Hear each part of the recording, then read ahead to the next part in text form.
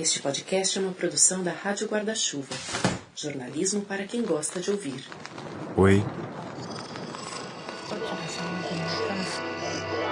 Esse podcast é apresentado por b9.com.br. Hoje a gente vai mergulhar numa história que aconteceu, na verdade ainda está acontecendo, com um escritor. E eu vou começar com uma breve apresentação. Bem, meu nome é João Paulo Cuenca, eu sou publicado como autor, vai fazer 18 anos. O João Paulo Cuenca está prestes a completar 42 anos. Tenho 5 livros publicados, traduzidos em 8 idiomas. Corpo Presente, O Dia Mastroianni, O Único Final Feliz para uma História de Amor é um Acidente, A Última Madrugada e Descobri que Estava Morto. Escrevi para jornais desde 2003, escrevi para a Tribuna da Imprensa, JB, para o Globo, Folha de São Paulo, para o Intercept, para a Deutsche Welle. E também faço filmes quando posso.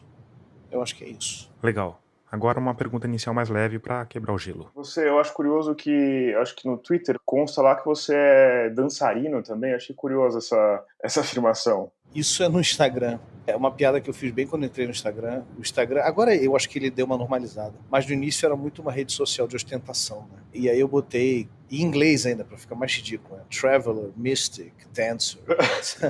Ficou essa piada ali. E eu nunca tirei. Legal. Vamos para a história? Tava quarentena, né? Junho. A gente tava bem trancado, né? Tava procrastinando, me aborrecendo com as notícias do Twitter, né? Como todos os dias. E eu leio uma notícia sobre o governo dar centenas de milhões de reais em verbas de comunicação para igrejas que são concessionárias de comunicação no Brasil, e as igrejas que são, enfim, o grande suporte eleitoral desse governo de ultradireita, neofascista, e em destaque a Igreja Universal do Reino de Deus. A notícia trazia requintes de crueldade para mentes progressistas. Tinha uma foto deles todos perfilados, assim, o Bolsonaro e os chefes das igrejas. E nessa hora me bateu de supetão o ditado iluminista do Jean Meslier, né, que é um abade francês que no final da vida ele virou um fervoroso opositor do clero. A frase é um pouco diferente, mas o ditado que se popularizou é: o homem só será livre no dia em que o último rei for enforcado nas tripas do último padre. Essa frase foi publicada em 1762 num livrinho ditado por Voltaire, chamado Extrait de Sentiment. E eu, enfim, peço desculpa pelo francês. Esse livro, não só essa frase, virou um dos primeiros principais textos base do que se tornou o iluminismo francês, né? E aí me veio uma formulação com Bolsonaro e Igreja Universal. O brasileiro só será livre quando o último Bolsonaro for enforcado nas tripas do último pastor da Igreja Universal. Quis justamente especificar a igreja, porque eu acredito que existem pastores, existem denominações religiosas que não estão imiscuídas nesse jogo sujo da política e não se metem com máfias. Não é o caso dessa igreja, né? Enfim, eu tuito isso, entre aspas, imaginando que, enfim, os meus leitores vão pescar referência. Aí, frase postada. Eu saio do Twitter, vou fazer um café, vou fazer outra coisa na minha vida. 15 minutos depois eu volto. E é um caos.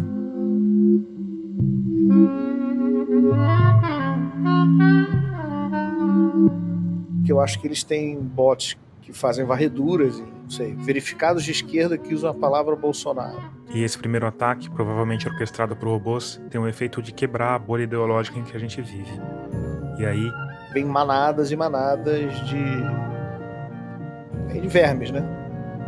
E aí, enfim, replies absurdos, ameaças de morte, de processo, de tudo. E você vê que tem cabeças, né, que vão puxando esse gadinho zumbi. Quando vi a proporção que a coisa tinha tomado, o Cuenca ligou para um amigo advogado. Ele falou: João, apaga o tweet e mantém a thread, porque debaixo do tweet eu tive que explicar, né? Olha só, isso é uma sátira de uma metáfora que tem quase 300 anos. E que não está advogando pelo enforcamento de ninguém, só está defendendo a separação entre o Estado, o clero e a nobreza ou outras famílias ou outras famílias. É sobre isso a frase. O Cuenca fez isso, mas aí a coisa já tinha escalonado para outro patamar. o patamar da criação de narrativas. Existiu uma campanha de difamação conduzida pelo Gabinete do Ódio, por esse governo e por membros da igreja. A difamação é a seguinte: isso é discurso de ódio. Não é discurso de ódio. Eu não estou conclamando ninguém a enforcar ninguém com as tripas de ninguém, até porque isso seria um péssimo método de enforcamento.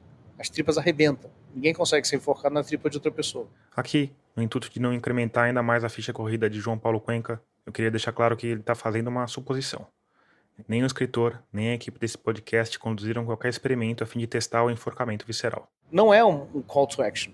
Ao contrário de coisas, por exemplo, que o presidente eleito disse em campanha eleitoral, que é fuzilar, vamos, primeira pessoa do plural do indicativo. Vamos fuzilar a petralhada aqui do Acre! E do outro lado, a Igreja Universal, marcadamente, mas as outras grandes também fazem isso, um discurso de ódio especialmente direcionado às religiões de matriz africana no Brasil, que leva à destruição de terreiros, que leva a gente de certas favelas do Rio de Janeiro e do Brasil, sexta-feira não pode usar branco, porque vai levar porrada, porque o traficante é evangélico. Então, assim, o que mais me deixou revoltado com essa história é essa difamação. Que esses sujeitos que se elegem e ganham espaço impunemente, usando o discurso de ódio, me acusarem de um crime que eu não cometi. Mas voltando para a cronologia das reações depois do tweet. Olha, isso foi na terça-feira. 16 de junho. Na quarta-feira, a coisa começou a diminuir. Pela minha experiência, isso dura 2 dias, porque é um comportamento de manada. Eles logo encontram um outro alvo e vão. Já tinha acontecido comigo antes. Mas aí, mais uma vez, as coisas tomaram um rumo inesperado. Na quinta-feira, eu recebo o e-mail da Deutsche Welle, questionando a paráfrase. Quando tudo isso aconteceu, o Cuenca tinha uma coluna na revista digital alemã Deutsche Welle, que é um meio de comunicação mantido pelo governo alemão, mais ou menos como a BBC é mantida pelo governo britânico. A operação da Deutsche Welle não é nada modesta. Eles têm 3 mil empregados e em 2020 tiveram um orçamento de mais de 2,2 bilhões de reais. A título de comparação, o orçamento da TV Cultura está na casa dos 150 milhões. E mesmo no meio dessa operação gigantesca, o tweet iluminista de um escritor brasileiro ganhou destaque. E eu me ofereço a explicar a metáfora, a explicar linguagem figurada, numa nota ou numa coluna. Seria uma oportunidade. E eu acho que um editor minimamente aparelhado, ou com as funções cognitivas em dia, ou com o mínimo de noção, ele falando, claro, João, faz aí, eu acho que é preciso mesmo, porque as pessoas estão muito doidas e tal, estão usando a sua frase. Era o que teria acontecido no mundo normal, talvez. Mas aí existe uma campanha de pressão, existe uma empresa acovardada, editores acovardados, medíocres, e que cedem em poucas horas. Assim, foi uma troca de e-mail que durou 3 horas. 2 dias depois do post do Cuenca, a empresa alemã soltou a seguinte nota. Abre aspas. A Deutsche Welle comunica que vai deixar de publicar a coluna quinzenal Periscópio de JP Cuenca após o colunista ter escrito em perfil privado nas redes sociais mensagem que contraria os nossos valores. A Deutsche Welle repudia, naturalmente, qualquer discurso de ódio e incitação à violência.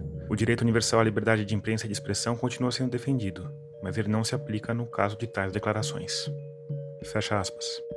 Quando sai a nota da Deutsche Welle dizendo que eu fui demitido porque a empresa não se coaduna com o discurso de ódio, aí, bicho...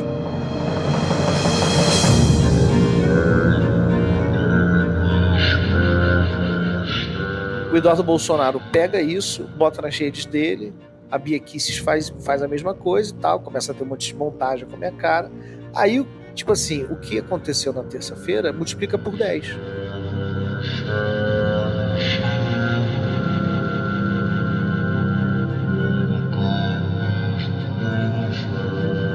As ameaças de morte, a coisa amplifica demais, entendeu? Então a Deutsche Welle foi cúmplice.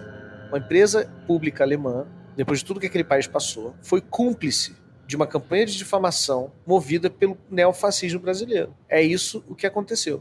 O resto é consequência.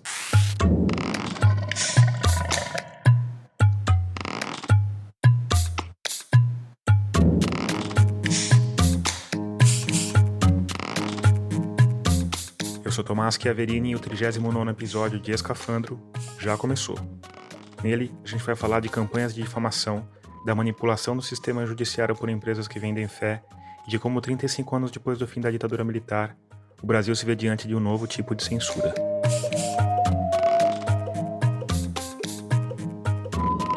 Antes disso, eu preciso te lembrar que esse podcast é mantido única e exclusivamente por parte dos ouvintes que apoiam mensalmente o projeto.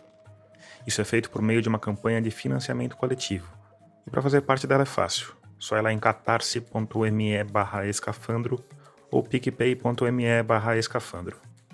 Com R$5 você já ajuda o projeto e em troca tem acesso a um espaço com algumas entrevistas completas. Essa, com o João Paulo Cuenca, por exemplo, vai estar lá, na semana seguinte à publicação do episódio.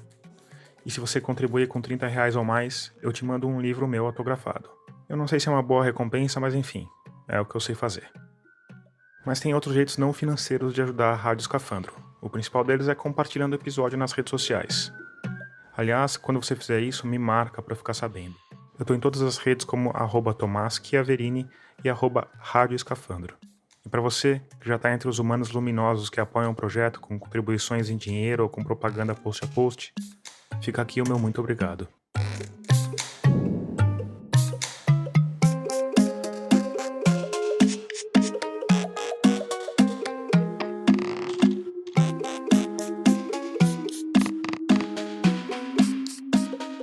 Para o João Paulo Cuenca, o posicionamento da Deutsche Welle foi fundamental para a narrativa de que o tweet dele se constituía num discurso de ódio. Mas, segundo o Cuenca, esse bolo alemão tem uma cereja a mais.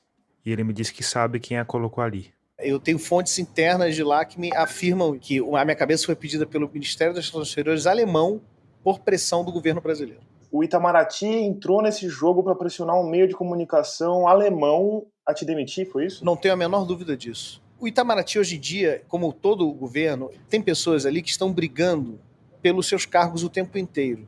Ou seja, você tem que defender o governo para você continuar com a cadeira onde você está. Eu estava falando muito do governo na minha coluna, e na semana anterior o Tagesspiegel, que é o maior jornal de Berlim, publicou uma coisa de página inteira. Eu faço uma espécie de recorrido pelo discurso que ecoa o nazifascismo europeu dentro do governo Bolsonaro. Isso teve repercussão na Alemanha, e eu sei que a relação da Deutsche Welle com o governo brasileiro é tensa, porque a Deutsche Welle normalmente faz oposição ou faz um jornalismo crítico ao bolsonarismo. Nesse caso, talvez tenha sido uma gota d'água. E aí entregaram a minha cabeça na bandeja, talvez por ela ser a mais barata. Aí, passaram uns meses. Na verdade, eu descobri isso dando Google no meu nome. Esse talvez pareça um hábito estranho para você, mas escritores costumam fazer isso. É um jeito de saber sobre resenhas ou críticas que possam ter sido publicados no mundão digital afora. Mas nesse caso, infelizmente para o Cuenca, a novidade relacionada ao nome dele não tinha nada a ver com literatura. Ele descobriu que estava sendo processado. Não por uma pessoa, nem por 2, nem por 10. Na verdade, os processos são tantos que quando a gente conversou, em meados de novembro, ele tinha parado de contar. Na casa dos 130. Mas antes de chegar nesse ponto, ele procurou alguns amigos advogados para ver que processos eram aqueles. E conforme eles foram percorrendo as ações, uma suspeita que eles tinham ficou ainda mais forte. A de que aquela amorfa nuvem burocrática litigante era, na verdade, um movimento único, planejado, orquestrado, porque os processos tinham muito em comum entre si. Todos tinham sido abertos em tribunais especiais cíveis e pediam indenização por danos morais. Todos estipulavam valores relativamente baixos, entre 10 e 20 mil reais. E todos eram assinados por fiéis ou por pastores da Igreja Universal.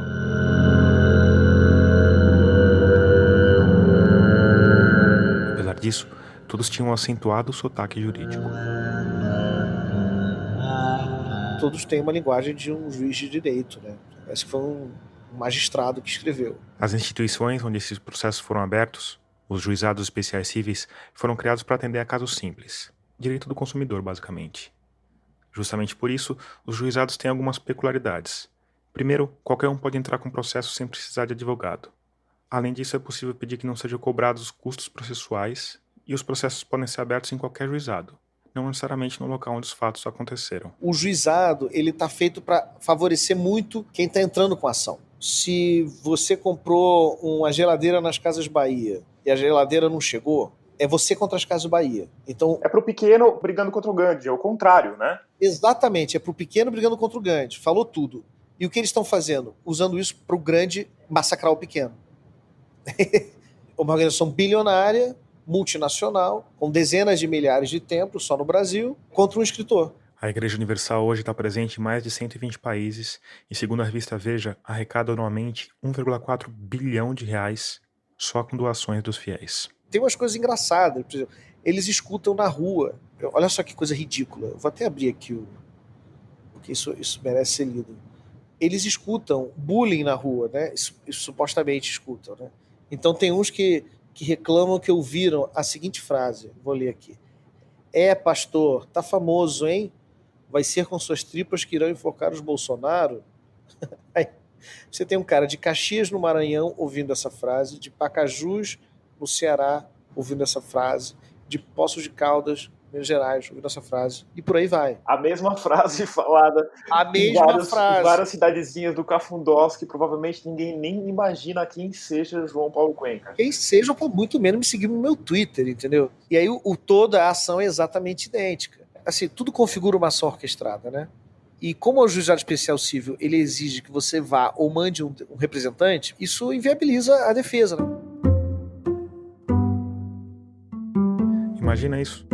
Um escritor que, diga-se de passagem, teve um dos seus principais contratos de trabalho encerrado. Ter de viajar ou mandar um advogado para 130 cidades diferentes. Se ele conseguisse criar uma rede milagrosa de defensores espalhados pelo país, e se cada defensor gastasse só um dia para resolver o problema, ainda assim, seriam necessários 4 meses inteiros, sem contar fins de semana. A igreja é tão covarde que ela não é capaz dela me processar. Ela nega que ela está me processando. Ela bota os pastores do Cafundó do Judas para me processar, individualmente. E diz que ela não tem nada a ver com isso.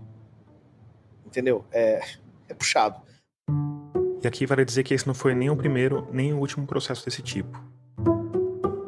O primeiro caso que ficou bem conhecido foi movido contra a jornalista Elvira Lobato, da Folha de São Paulo. Nele, a orquestração da Universal ficou ainda mais clara, porque além de uma centena de ações movidas por fiéis, a igreja em si também entrou com ações. A sorte da jornalista é que ela tinha um grande jornal por trás que fez questão de mandar uma advogada experiente para os 4 cantos do país. Hoje, 10 anos depois, todas as ações foram vencidas pelo jornal ou extintas pela justiça. Apesar disso, a prática continuou, se disseminou e hoje não se restringe à Universal. Jornalistas da Gazeta do Povo tiveram de percorrer 9.000 quilômetros para se defender em 25 ações movidas, vejam só, por juízes e procuradores. O comentarista da TV Cultura Ricardo Senna está tendo de responder a mais de 60 ações movidas por colecionadores de armas. E sobrou até para Rita Lee, que teve de se defender de 50 processos movidos por policiais militares.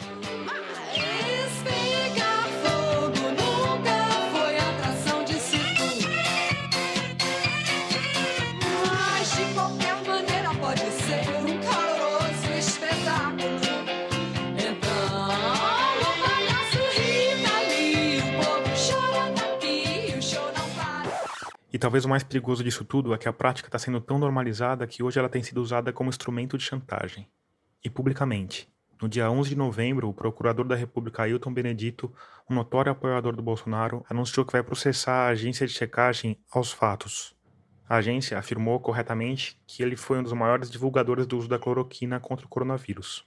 Algo que nunca foi comprovado pela ciência, como você provavelmente sabe. E além de dizer, no Twitter, está processando a agência no Juizado Especial Civil, ele disse o seguinte, abre aspas, é o que devem fazer todas as vítimas que sofrem violações de seus direitos fundamentais praticados por autodeclaradas agências de checagem de fatos. A questão não é a causa, a questão é te constranger e te deixar maluco. E principalmente, criar um clima de medo que as pessoas temam a igreja, que as pessoas temam ofender a igreja. Essa ideia de temer a igreja me faz pensar em coisas como a Santa Inquisição. Me faz pensar que a gente está voltando 500 anos no tempo. Por outro lado, talvez a verdade dolorosa seja que a gente nunca tenha avançado tanto quanto a gente acha que avançou. Mas, enfim, para nossa história, voltar 500 anos no tempo não é uma má ideia. Nós tivemos censura antes de ter teatro, antes de ter jornalismo, antes de ter biblioteca, porque primeiro o português pisou aqui, ele quis dar ordens do que era permitido e do que não era permitido. Essa é a Cristina Costa. Eu sou professora titular de Comunicação e Cultura da Escola de Comunicações e Artes Da Universidade de São Paulo. e coordenadora do Núcleo de Apoio à Pesquisa, Observatório de Comunicação, Liberdade de Expressão e Censura, OBCOM-USP, que tem se dedicado a estudar a censura e a defender a liberdade de expressão. Quando eu fui conversar com a Cristina Costa, eu via o OBCOM como mais uma sigla perdida na grande sopa de letrinhas que são os departamentos da USP. Mas aí ela começou a me contar sobre o thriller de suspense, que é a história do Observatório. Uma história que começa em 1988, quando uma nova Constituição determinou o fim da censura às artes, e fez com que um punhado de servidores públicos se visse diante de um novo problema. Papéis. Montanhas de papéis. Peças, livros, discos, filmes e relatórios e mais relatórios produzidos por censores ao longo de décadas. E que agora não tinham mais razão de existir. Eu imagino que deve ter tido uma ordem para acabar com aquilo. Aí entrou em cena um homem.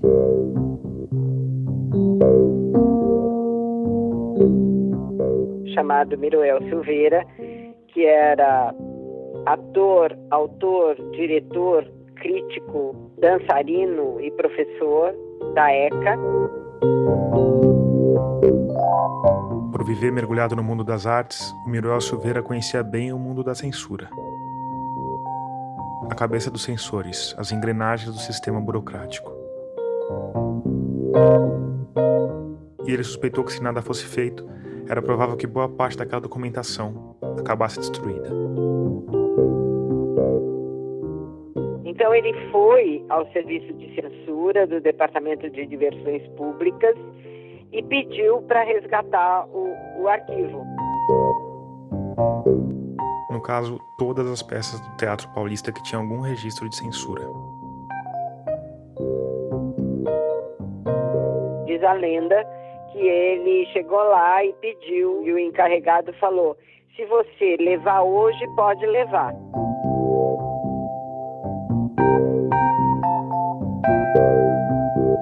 A gente não sabe exatamente por que alguém liberou esses papéis assim tão facilmente, mas a professora Cristina Costa tem uma teoria. É muito papel. 6.137 processos de censura prévia ao teatro de 1930 a 1970. Todos esses processos com a documentação de censura e o texto original da peça com as marcações dos censores. Chegou uma pessoa que falou: eu vou levar embora, ele deve ter dado graças a Deus, entendeu? Ele provavelmente não imaginou que fosse para uma universidade. O Miroel Silveira não pensou duas vezes. Pegou uma caminhonete, pôs toda essa documentação de 40 anos de censura e levou para a Escola de Comunicações e Artes e deixou na sala dele. E ele morreu. Naquele mesmo ano, em 1988. E os papéis ficaram lá, esquecidos, por mais de uma década. Aí, na década de 1990, houve uma reforma no prédio.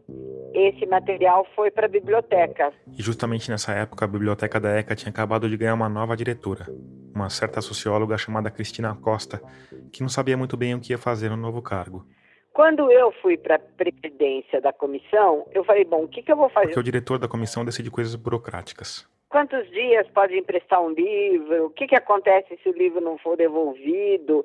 Que não tinha muito a ver com o que a Cristina Costa sabia fazer. O que eu sei é estudar e pesquisar. Mas, sem muita alternativa, eu fui conhecer a biblioteca de dentro e foi justamente o antigo presidente da comissão de biblioteca, o professor Amilcar Zani, que me levou para conhecer. Aí, no meio desse tour, ele falou, agora eu vou te mostrar uma mala sem alça. Eu falei, mala sem alça? Que é isso, né? E era essa documentação que estava toda numa sala. Para o professor Amilcar Zani, os arquivos tinham cara de mala sem alça, principalmente por conta de um impasse burocrático. Afinal, aquilo tinha sido recuperado de forma, digamos, pouco convencional. E oficialmente os papéis pertenciam ao arquivo do Estado de São Paulo. É lá, inclusive, que eles estão hoje, muito bem acondicionados num prédio moderníssimo ao lado da estação Tietê do metrô. Mas na época, no ano 2000, o prédio não existia e o arquivo ficava numa casinha na rua Bela Sintra, que tinha poucas condições de receber aquela papelada toda e acabava ocupando uma sala da biblioteca do Amilcar Zani. Mas o que para uns parecia um abacaxi biblioteconômico, para outros... Eu falei, bom, isso aqui é o tesouro da Arca Perdida, né? Agora eu vejo realmente alguma coisa que eu posso contribuir na ECA. E aí, a partir dali é que nós criamos justamente o núcleo de apoio à pesquisa e começamos a reunir pesquisadores interessados em conhecer a censura, né? Foi assim que a coisa aconteceu.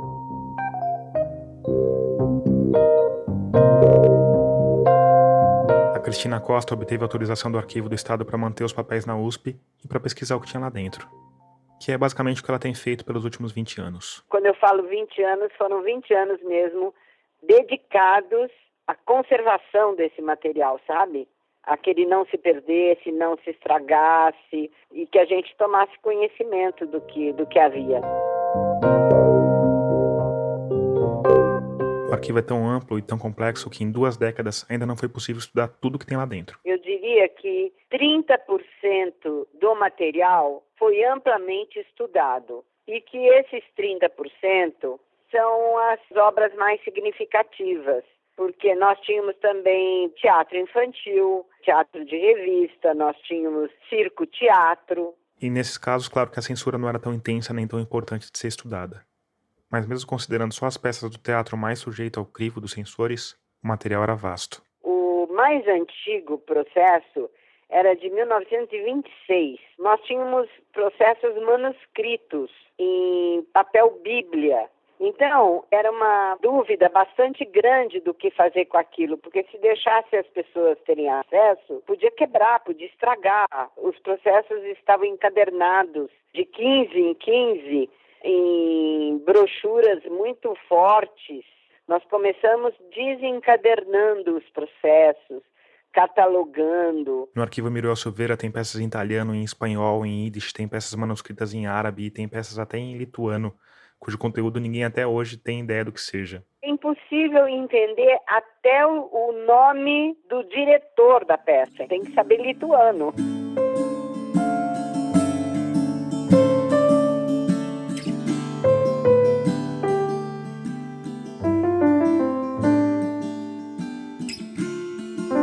Aí, depois desse mergulho no arquivo Muriel Silveira, eu pedi para Cristina Costa me fazer um breve histórico da censura.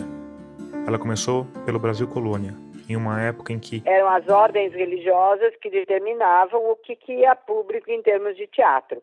O teatro era usado para evangelização. Tanto dos nativos quanto dos primeiros imigrantes. Depois, quando veio a família real para o Brasil... Em 1808... foi criado o Conservatório Litero-Musical. E esse conservatório reunia os intelectuais da época. E esses intelectuais, eles eram censores. O Machado de Assis, por exemplo, foi censor, porque nós não tínhamos mercado para produção artística, né? Aí veio a República, e pela primeira vez a censura virou caso de polícia.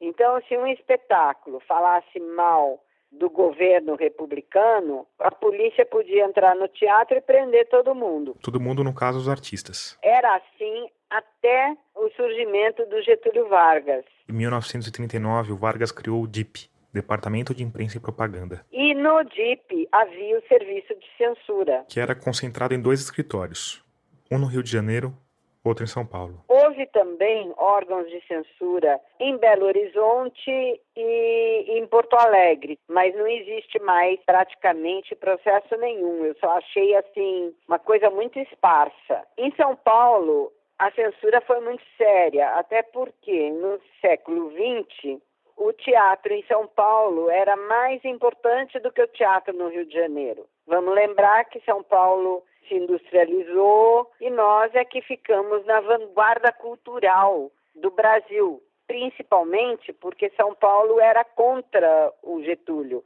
Então, todo mundo que tinha uma produção mais questionadora vinha para São Paulo. Nessa época, ao contrário do que acontecia na República, a censura tinha deixado de ser feita pela polícia. Eram sempre intelectuais que eram censores, porque não tinha outro jeito de um artista viver sem ser prestando serviço para o governo. E além de ter um salário garantido no fim do mês, o censor tinha direito, o teatro tinha que reservar cadeiras para os censores assistirem à peça quando quisessem. Então eles levavam a família toda para ver as peças e tal, e eram muito bem tratados, porque é claro que os atores não iam tratar mal os censores, né? Por exemplo, Vinícius de Moraes foi censor, Di Cavalcanti foi censor na primeira metade do século XX. E professora, como esses caras se sentiam nessa posição?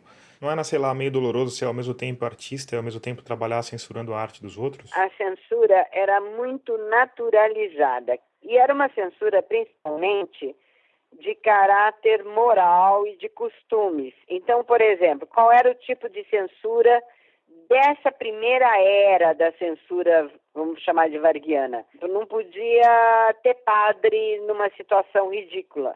Então, se tivesse um padre que tivesse uma amante na peça, tinha que mudar. Então, eles punham professor, entendeu? Não podia ter palavrão, desonra a Deus, a Jesus. Então, era uma censura menos persecutória. Era uma atividade, assim, normativa, que todo mundo achava que não tinha muita importância. Eles vetavam muito pouco. Geralmente, eles procuravam modificar a peça. E sabe qual foi a palavra mais censurada em todo o arquivo Miruel Silveira? Foi a palavra amante. Isso diz ou não diz muito sobre a nossa querida sociedade brasileira, hein?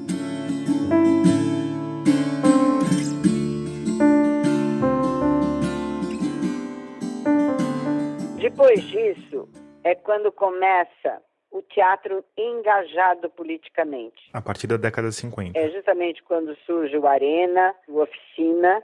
Aí é que as coisas começaram a piorar. Mas aí também já não eram mais intelectuais os censores. Eles criaram concurso público para censor.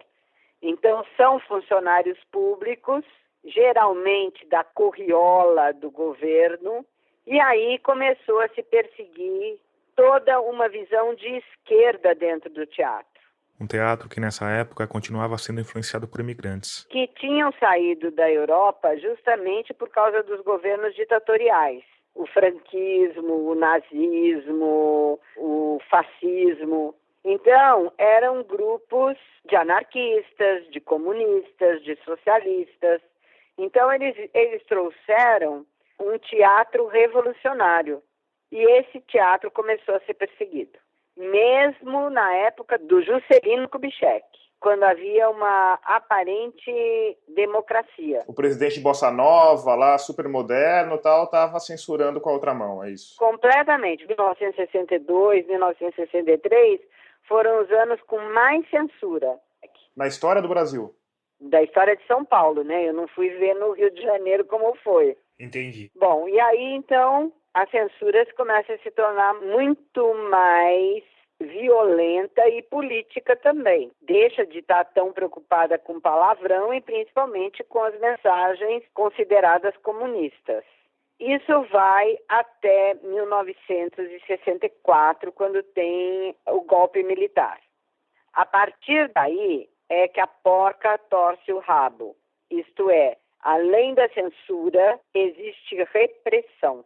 Depois de 64, e principalmente depois de 68, com o Ato Institucional número 5... A censura começa a ser realizada nas delegacias de polícia. E não é só o teatro, é a televisão, é o rádio, são os jornais. E aí fica uma censura realmente violentíssima, que foi a pior época da censura, que foi durante a ditadura militar. Nessa época também surgiram grupos civis que funcionavam como tentáculos da repressão estatal. O mais conhecido deles se chamava Comando de Caça aos Comunistas, ou CCC. Em 68, 20 pessoas ligadas ao CCC invadiram o Teatro Ruth Escobar, onde estava sendo encenada a peça Roda Viva, do Chico Buarque. Eles agrediram artistas e destruíram parte do cenário. Pareceu familiar para você? É muito parecido com o que a gente vê hoje nessas milícias bolsonaristas. Eu diria só que é um pouco pior, porque eu não acho que hoje a maioria das pessoas pense como eles. Eu acho que tem uns 30% que pensam como eles. Mas eu acho que em 1960 era mais que isso. As pessoas de esquerda é que eram 25%, entendeu? Eu acho que hoje os conservadores são uma minoria, embora uma grande minoria. Quer dizer, eu acho que ter 30% de bolsonaristas já é inacreditável, né? Então, eu acho que essas milícias tinham mais liberdade e autoconfiança para agir. Eu acho que hoje elas passam até por um certo papel ridículo.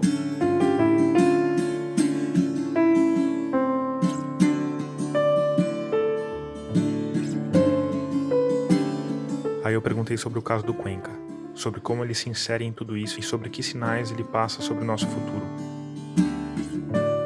E o primeiro ponto que salta aos olhos é que essa não é uma censura clássica, por 2 motivos básicos. Primeiro, porque a censura clássica vem do governo. Segundo, que ela vale para todo mundo.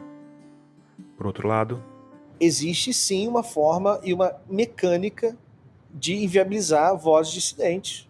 Independentemente de um juiz dar uma canetada, eles conseguiram tirar o espaço de uma voz contrária à crítica a eles.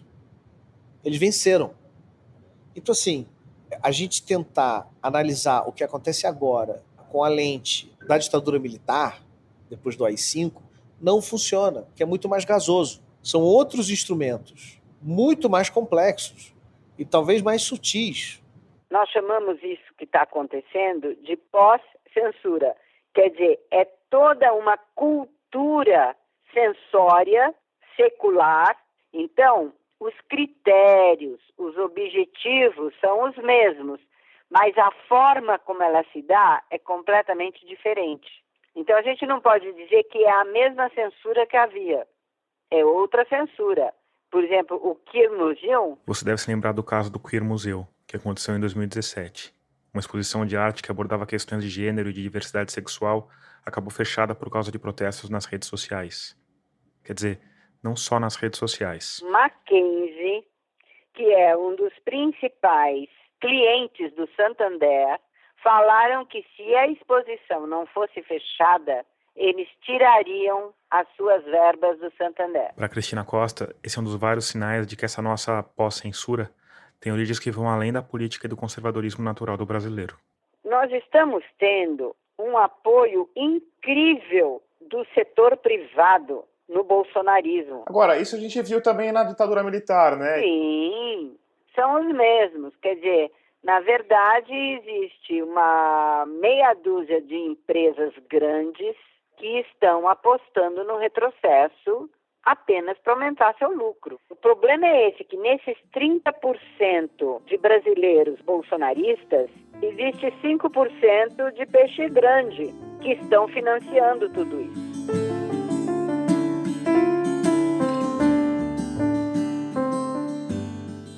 Eu perguntei sobre isso para o João Paulo Cuenca.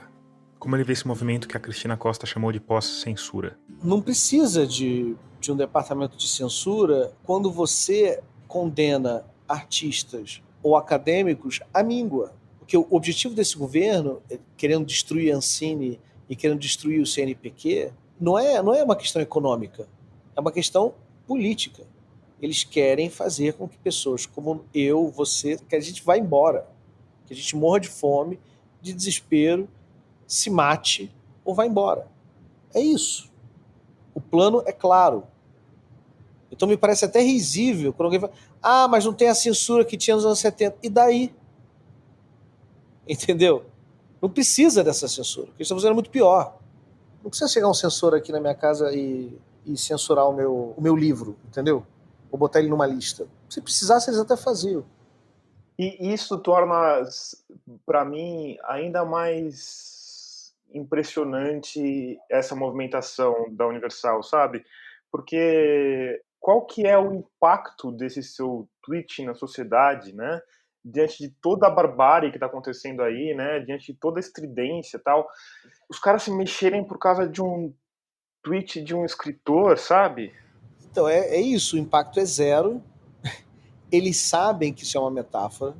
Eles sabem o que é linguagem figurada. Porque eles, enfim, para enganar o povo, eles usam a Bíblia. Então, eles leram o Evangelho em algum momento e eles citam o Evangelho. É o livro que tem mais linguagem figurada, que tem mais metáfora por página. Eles sabem que isso é uma metáfora. é que eles querem mostrar um ponto. O ponto é, não nos ofenda, não bote o nome da nossa igreja numa frase ofensiva a nós, porque nós vamos atrás de você. Eles ainda não estão decapitando as pessoas, como na França, mas a lógica é a mesma, é de criar um estado de medo. E essa estratégia funciona. Quando eu estava produzindo esse episódio, eu convidei outra pessoa que tinha sido vítima de um processo parecido com o do Cuenca para participar. Ela gentilmente declinou. Disse que já tinha tido problemas demais, que um filho do presidente tinha se posicionado contra ela, que preferia ficar longe dos holofotes. Quer outro exemplo? Teve um cara, um único, tá?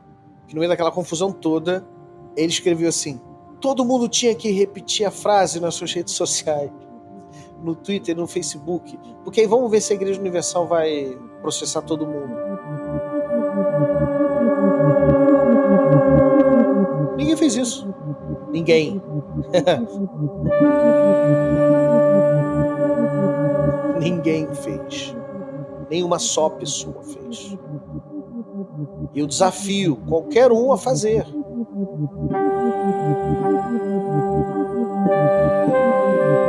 Se nós estivéssemos vivendo um momento normal, cara.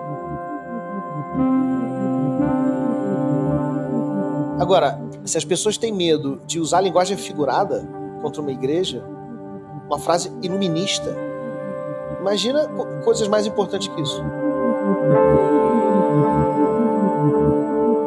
E você tá com medo do que pode acontecer? Você acha que você pode perder esses processos e ter que pagar essa grana? Eu não vou pagar nunca se eu perder. Eu não tenho nem como pagar. A soma das indenizações pedidas em todos os processos dá mais de 2 milhões de reais. Mas eu não pago de jeito nenhum. Mas não pago um tostão. As pessoas começaram a falar que vamos fazer um crowdfunding para te ajudar. Eu falei, de forma alguma. É que teoricamente a justiça pode bloquear os seus bens, né? Eu não tenho bens. Sou um escritor. Tem dívidas, olha só. Se eles forem lá, eles vão achar um monte de dívidas. Eles podem pegar as minhas dívidas. Isso seria... Você devia mudar a sua descrição do Instagram. Eu não tenho bens, eu sou escritor. É uma descrição melhor do que está lá agora. Não ter bens a ser confiscados parece uma boa dica para quem pretende sofrer ações em massa orquestradas por uma organização religiosa multinacional. Mas eu quis saber do Cuenca como está sendo a linha de defesa. Porque, por um lado, por lei, caso o réu não compareça no juizado especial civil, o juiz deve considerar os fatos narrados como verdadeiros. Ou seja, dá ganho de causa para quem está acusando. Mas nessa mesma lei está escrito que ele pode não fazer isso se a convicção dele mandar. E em alguns casos similares ao do Cuenca, juízes não só extinguiram o processo, como também aplicaram multas por litigância de má-fé. Não sei exatamente qual é o caminho, mas a única coisa que me anima em relação a esse caso é tentar criar algum tipo de jurisprudência que impeça que isso seja repetido no futuro, entendeu? O sistema jurídico brasileiro, ele não está aí para isso, né? Ele não está aí para perseguir dissidentes. Ele não está aí para condenar crime de opinião. Não existe crime de opinião no Brasil. Isso ameaça todos nós, entendeu? Ameaça todos. Tem que ter algum instrumento contra isso. Até agora, isso nunca aconteceu. Se os meus advogados, se as pessoas que estão me ajudando, conseguem fazer isso, vai ser a primeira vez. Isso é assustador, né? Pensar que um sistema que supostamente devia proteger o direito do cidadão, a democracia, a Constituição, enfim, devia ser um dos pilares da nossa civilização, está sendo usado para perseguir dissidentes. Eu achei que seria o caso de mergulhar mais fundo nisso, de tentar entender um pouco melhor como esse judiciário pode ser manipulado dessa forma. Para isso eu fui falar com um advogado, filósofo do direito e professor da Faculdade de Direito da USP, Alisson Leandro Mascaro. E ele começou me falando sobre ela, a deusa Shiva do judiciário brasileiro, a Operação Lava Jato. Que é talvez a pior forma de utilização da competência processual já empreendida na história do Brasil. Toda a imprensa do Brasil grande tapou os olhos para o fato de que em Curitiba se julgou o Brasil inteiro, e isso é de uma ilegalidade processual profunda. Quando nada foi falado com o absurdo de um processo de um pedalinho no interior de São Paulo e de um tal apartamento que foi visitado por um ex-presidente da República no litoral de São Paulo, ser julgado em Curitiba, então toda a competência do Poder Judiciário já foi esgarçada aí. Para o Alisson Mascaro, esse movimento em prol da Lava Jato, que teve a maior parte da imprensa como divulgadora, acabou, vamos dizer, deformando o judiciário. A minha tese central do livro Crise e Golpe é que o judiciário foi informado de fora para dentro. Não foi um juiz dizendo para o outro assim, olha, este caso eu julgo de tal modo, julgue também. Não é isto. Isto foi uma informação direta daquele que é o aparelho ideológico social para o judiciário, de tal modo que esse aparelho bombardeou o judiciário para que fosse mais de direita do que ele já é. Aí, então, quando vem uma igreja e faz 100 e tantos processos, incompetências esparramadas pelo país, nós devemos, nesse momento, voltar a louvar o bom senso da utilização das competências judiciárias. Por um acaso,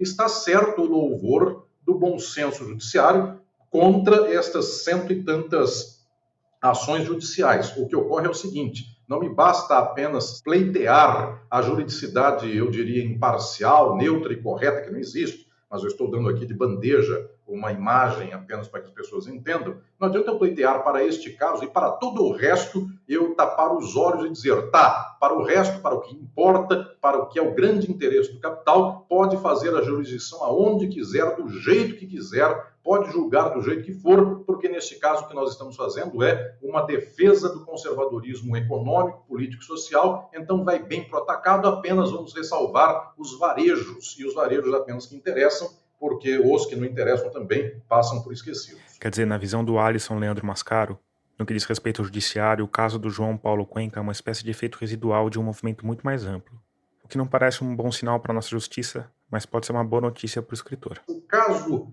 específico do escritor é um caso no qual, inclusive, o grande capital, para este caso, não tem nenhuma posição. É que, eventualmente, o grande capital não está nem aí. Então, exatamente porque é um caso abandonado, mais um na multidão, nós, os intelectuais progressistas, os jornalistas, professores, juristas, todos que operam um mecanismo que eu diria de classe média progressista, nós podemos atuar de modo mais livre. Então, quanto a este caso aqui, eu não tenho dúvida que, inclusive, a sensibilização, a mobilização desta franja intelectual da sociedade consiga granjear alguma repercussão no judiciário, inclusive mediante a própria imprensa. Eu não tenho dúvida de que os órgãos que defenderam a Lava Jato com unhas e dentes e defenderam o mau uso das competências judiciárias, no caso da Lava Jato, neste caso em específico, defenderão o bom uso, porque este caso em específico não vai contra nenhum grande interesse do capital. Então, o que estou dizendo é que temos um alento para este caso. Eu olho, inclusive, com muita esperança de possibilidades de sensibilização do Poder Judiciário.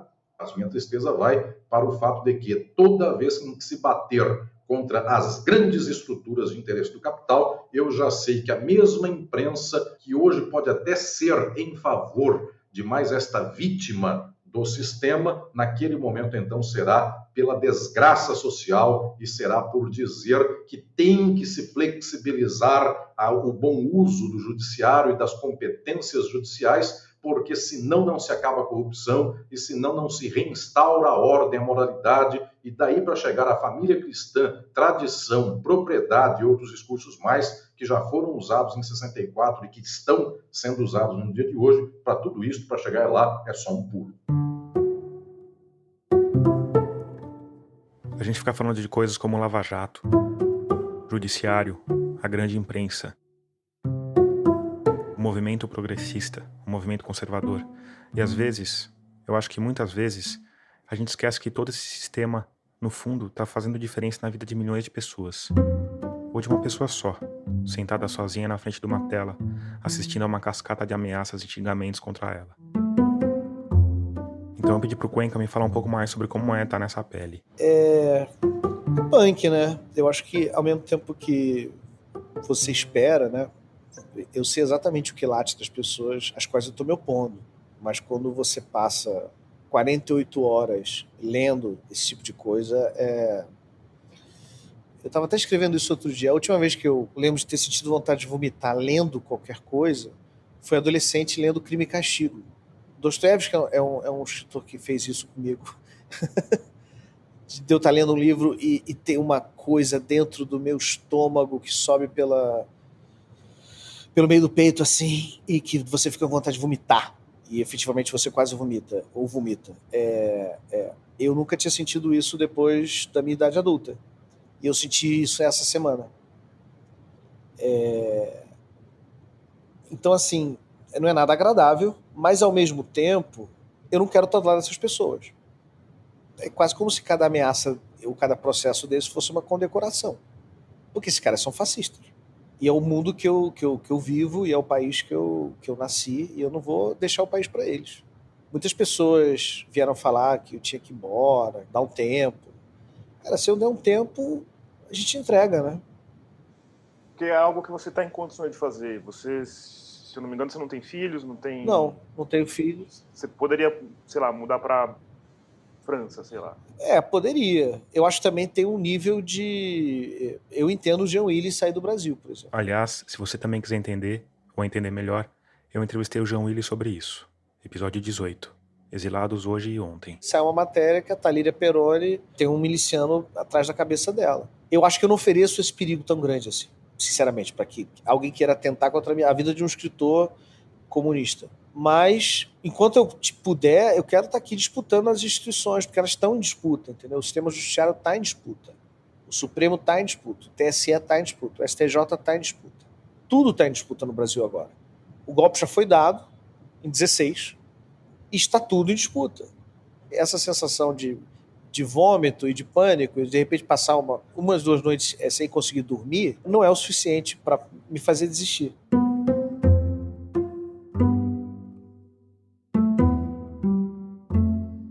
Para o João Paulo Cuenca, essa disputa que hoje está escancarada para uma parte da sociedade, que revela a repressão, a censura, o esfacelamento das instituições, está longe de ser algo novo no Brasil. Para a população negra e pobre e periférica e favelada do Brasil, a ditadura nunca acabou. Os brancos tiveram umas ditaduras curtinhas e que morreu uma galera, e é uma tragédia. Mas morreu muito mais gente antes e depois disso nos rincões do Brasil real. Inclusive sendo torturados da mesma forma, ou talvez até mais brutalmente que a classe média era torturada durante a ditadura, né? Com certeza, isso está acontecendo agora, hoje, 2020, como aconteceu durante os 14 anos dos governos do PT. Então a nossa democracia é seletiva. Pior, o nosso Estado democrático de direito é seletivo. A gente não democratizou a democracia. A gente não democratizou os direitos civis. E para mim o grande erro dos governos de esquerda, ou até da social-democracia centro-direita do FHC, foi que não olharam para as questões básicas de direito civil. Que é o jeito de chegar em casa, voltar para casa, tem inviolabilidade do lar dele, não correr o risco do filho, do sobrinho, do primo, da mãe e do irmão morrer de tiro dentro de uma favela. Tiro da polícia, que julga e executa. Então, assim, as classes médias brancas ignoram o genocídio do jovem negro na favela. Ignoram. Nossa geração meio que descobriu a violência policial em 2013, né?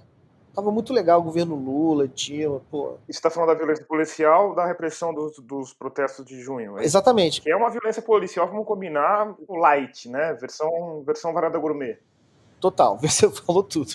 E aí essa galera entendeu, caralho, isso aqui é a PM do Brasil, né? Porque nunca tinha entendido. Então foi educativo. Aí teve um golpe, né? Aí teve um fascista governando o Brasil. Aí o pessoal começou a ficar meio com medo também, né? Ih, caraca, daqui a pouco os caras batem na minha porta também. Então, assim, se esse momento faz com que as gerações políticas do futuro, que vão comandar o país no futuro, abram espaço para lideranças negras, abram espaço para lideranças periféricas e entendam com mais empatia o que acontece no Brasil de verdade, é muito positivo. Porque eu acho que o Bolsonaro é o Brasil com os chakras alinhados. Porque é o presidente, é o Ministério da Defesa, é a PM do Rio de Janeiro, é da ponta do comando até o guardinha da esquina. Então, assim, em algum momento isso tudo vai passar um pouco, e aí eu espero que a gente saia desse túnel um pouco mais maduro como sociedade, um pouco mais com uma visão panorâmica do que é a realidade brasileira, eu espero. Ontem o presidente do Brasil ameaçou os Estados Unidos de guerra.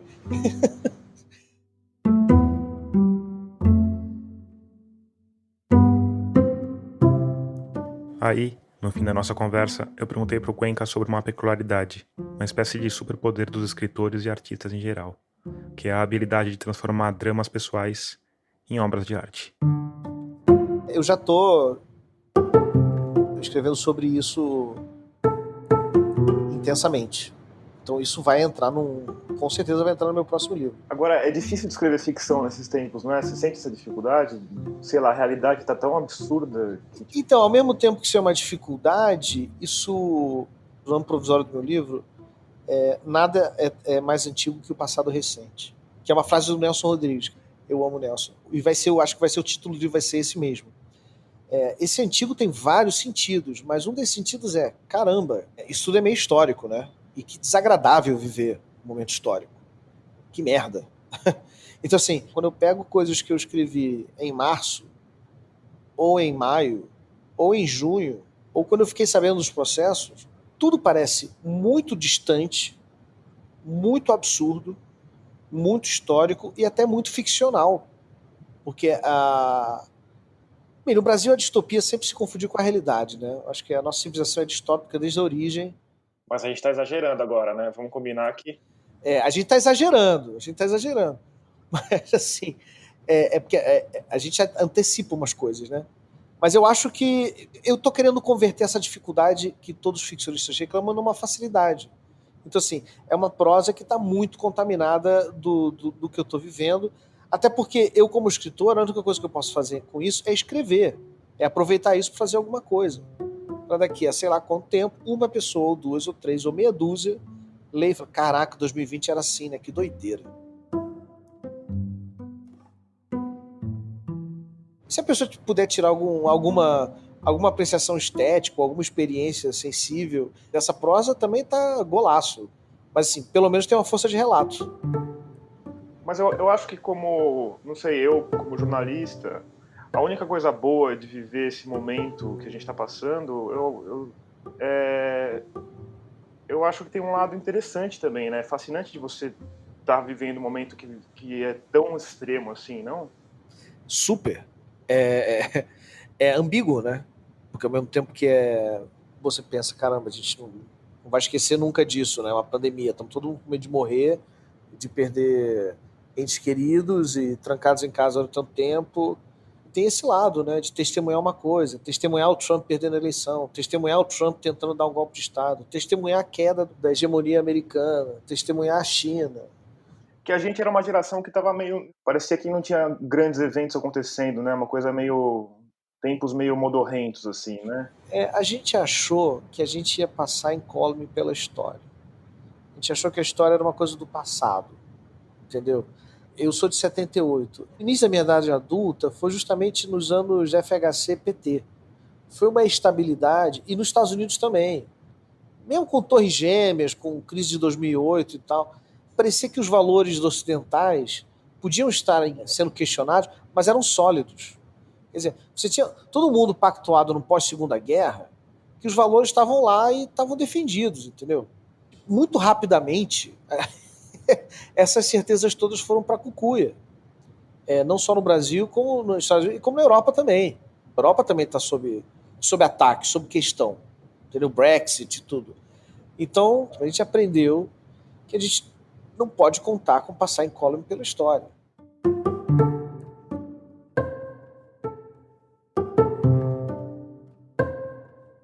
Durante a apuração desse episódio, eu escrevi para a jornalista que era editora do Cuenca na Deutsche Welle, pedindo uma entrevista ou um posicionamento do meio de comunicação. A resposta veio 2 dias depois, escrita por um porta-voz. Aspas, nós não temos nada a acrescentar sobre essa questão além do que foi publicado no nosso site na época. Eu também escrevi para a Igreja Universal para ouvir o lado deles, mas não tive resposta até o fechamento desse episódio. Também quero deixar registrado aqui que na apuração desse episódio eu contei com a ajuda da jornalista Thaís Seganfredo, do Observatório de Censura na Arte. O Observatório é uma iniciativa bem legal que tem acompanhado casos em que os artistas estão sendo impedidos de se expressar livremente.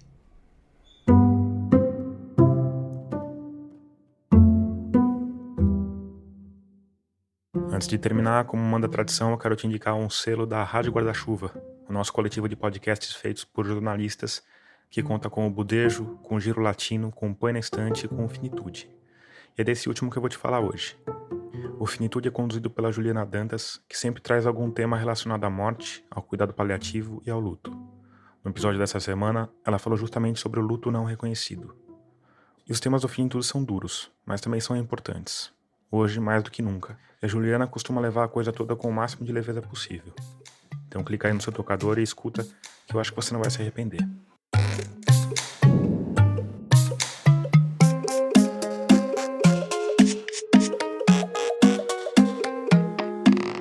Agora sim, termina aqui o 39º episódio de Escafandro.